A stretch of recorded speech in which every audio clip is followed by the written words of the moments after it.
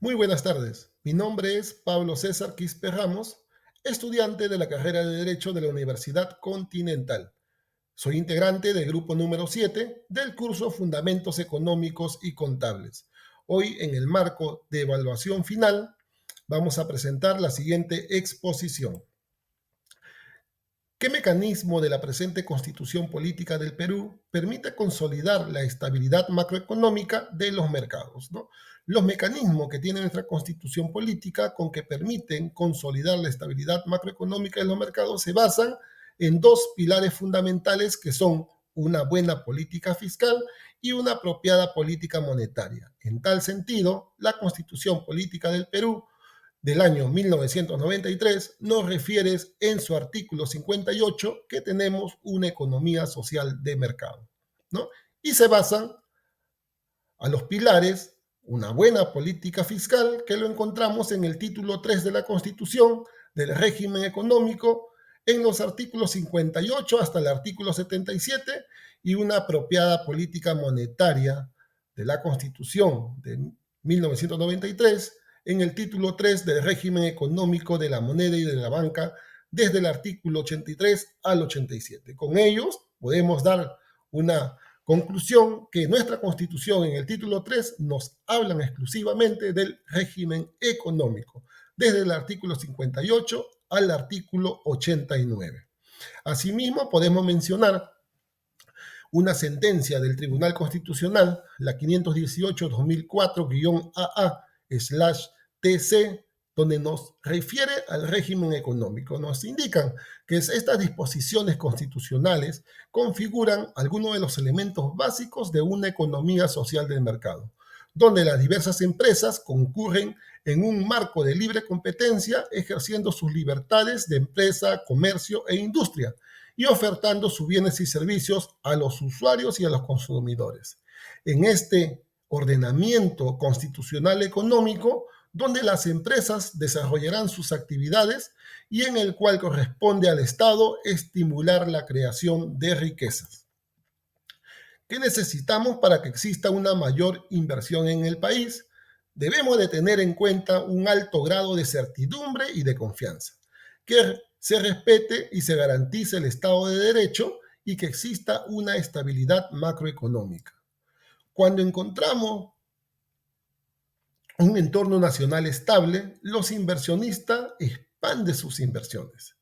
Esto nos lleva a tener tasas de intereses fijas al solicitar un crédito y tener un incremento de los proyectos de inversión.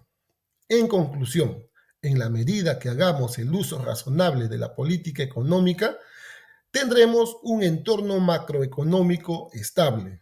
Esto traerá como resultado facilitar la inversión y habrá mejor oportunidad de crecimiento y bienestar para toda la población. Muchas gracias.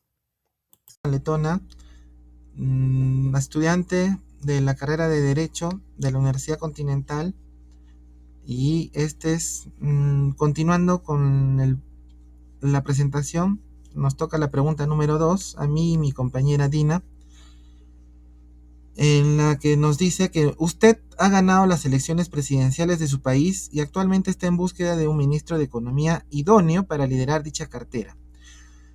A través de sus asesores han seleccionado a 3 finalistas. Estos serán entrevistados por usted para escoger al ganador final. Por este motivo se les ha formulado la siguiente pregunta. ¿Cuáles serían las medidas que adoptaría como nuevo ministro en materia económica para enfrentar la actual recesión y cuáles serían aquellas que implementaría cuando este periodo recesivo culmine y se comience a evidenciar un mayor dinamismo en la economía? Entonces, nosotros, para ello, debemos explicar lo que significa la recesión económica. La recesión económica es un estado en el cual un país, su Producto Bruto Interno, se registra 2 trimestres consecutivos en caída.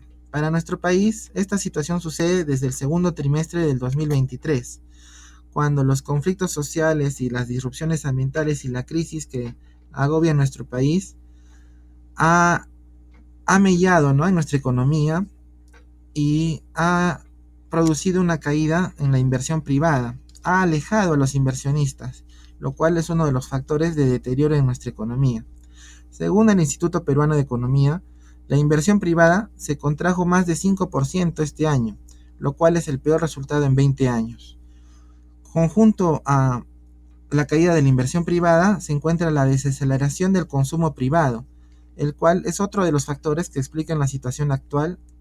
Esta desaceleración del consumo se debe a la situación actual del empleo. Hay mucha informalidad, se ha desacelerado el empleo y se hace más claro en sectores específicos, ¿no? Como es la construcción, que tienen una gran incidencia en el consumo. Para lograr algún crecimiento, será clave que la economía crezca a un ritmo superior al 2%, pero según las últimas cifras no llegamos al 1%. Esto se produce debido a la reducción del Producto Bruto Interno, debido a la disminución del consumo y la disminución de la inversión, debido al aumento del desempleo y debido a la caída en la producción. Ahora, ¿qué es el gasto público? El gasto público es el conjunto de desembolsos que realiza el sector público para llevar a cabo sus actividades y cumplir con sus objetivos. Este gasto se destina a satisfacer las necesidades colectivas y a promover el bienestar de la sociedad. Al incrementarse el gasto público se producen más bienes y más servicios y se contratan más empleados, todo en forma directa. Y al aumentar las tasas de tributos generará más recaudación fiscal. A continuación, mi compañera Dina indicará por qué elegimos al postulante número 3. Siguiendo con la exposición, mi nombre es Dina Silveirares. En respuesta a la pregunta número 2, en nuestra opinión, optamos por el tercer postulante, ya que vimos que es el más sensato, ya que una recesión se define como una reducción de la inversión, del consumo, del gasto e incluso escasez de dinero. El Ministerio de Economía y Finanzas se encarga de la política fiscal de un país. La política fiscal tiene en esencia dos instrumentos clave, que es el gasto público y el nivel de impuestos. Ahora, si se quiere salir de una recesión, lo que se necesita es evaluar el panorama macroeconómico y mejorar lo que está mal. Para ello, el Estado debe de gastar más dinero para ampliar la masa monetaria de un país.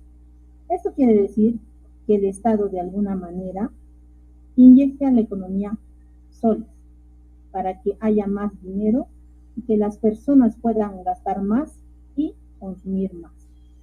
El objetivo de todo es que el consumo y la inversión crezcan.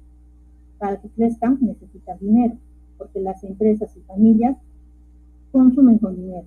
Entonces, haces lo posible para que tengan más dinero. Y lo mejor es aumentar el gasto público a un corto plazo.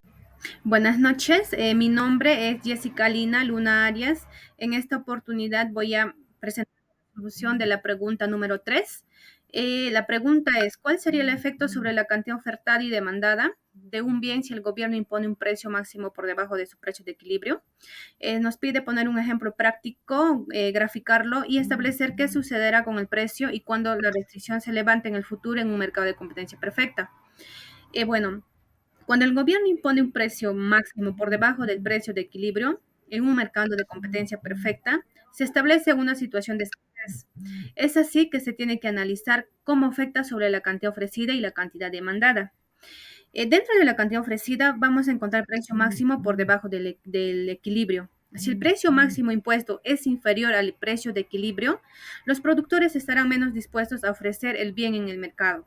Esto se debe a que el precio máximo puede no cubrir los gastos de producción para algunos productores, especialmente para aquellos con costos más altos. Dentro de la reducción en la cantidad ofrecida, la cantidad ofrecida disminuirá, ¿no? Debido a que menos productores encontrarán rentable ofrecer el bien a ese precio máximo. Dentro de la cantidad demandada se encuentra precio por debajo del equilibrio. Los consumidores, por otro lado, estarán dispuestos a demandar más del bien a un precio más bajo que el del equilibrio. Esto generará un aumento de la cantidad demandada. Y dentro del aumento de la cantidad demandada, los consumidores desearán adquirir el bien a un precio más bajo. En el siguiente gráfico es el caso práctico en donde se va a analizar el gráfico del mercado de gasolina. Por ejemplo, lo que es la curva de oferta representa la cantidad de gasolina que los productores están dispuestos a ofrecer en diferentes precios. La curva de demanda representa la cantidad de gasolina que los consumidores desean comprar a diferentes precios. Dentro del impacto de la imposición de la imposición del precio máximo, encontramos el desplazamiento de la curva de oferta.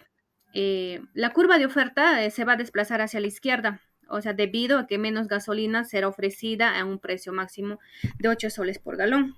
Esto refleja que algunos productores no encuentran rentable producir y vender gasolina a ese precio, ya que algunos productores no encuentran rentable producir y vender gasolina a ese precio. Dentro del desplazamiento de la curva de demanda, se desplaza hacia la derecha porque los consumidores quieren comprar más gasolina a un precio más bajo de 8 soles por galón. Viendo el gráfico, analizándolo, vamos a encontrar las consecuencias. Las consecuencias son la escasez de racionamiento, mercado negro y la ineficiencia económica. Dentro de la escasez y el racionamiento, habrá una escasez de gasolina en el mercado al precio máximo de 8 soles por galón, ya que la cantidad ofrecida será menor que la cantidad demandada. Va a surgir un mercado negro donde la gasolina se vende a precios más altos que el máximo impuestos por el gobierno. Y dentro de lo que es la ineficiencia económica, el precio máximo puede generar ineficiencias, ya que no se asignarán los recursos de manera óptima entre los productores y los consumidores. Dentro de lo que es el levantamiento de restricciones en el futuro, la curva de restricción del precio máximo de gasolina se desplazaría a la derecha a medida de que más productores encuentren rentable producir y vender la gasolina a precios más altos. Y la curva de demanda podría ajustarse dependiendo de la elasticidad del precio de la demanda, pero generalmente disminuirá ligeramente debido al aumento de precios.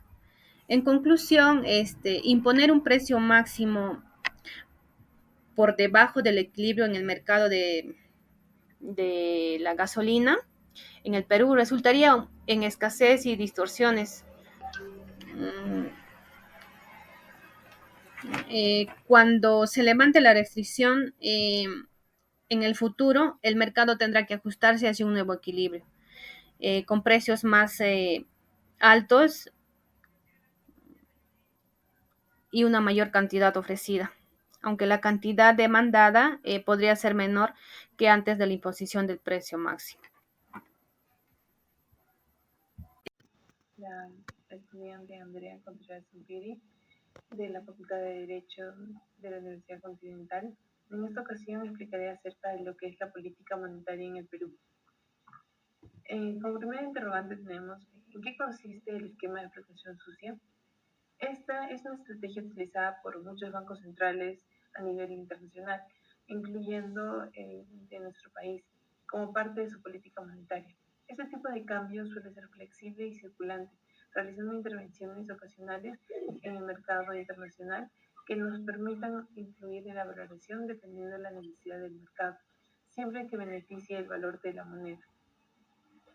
En el caso de las políticas dadas por el Banco Central de Reserva del Perú, implica que este tipo de cambio entre el sol peruano y otras monedas no sea fijo, lo que puede variar según la oferta y la demanda del mercado.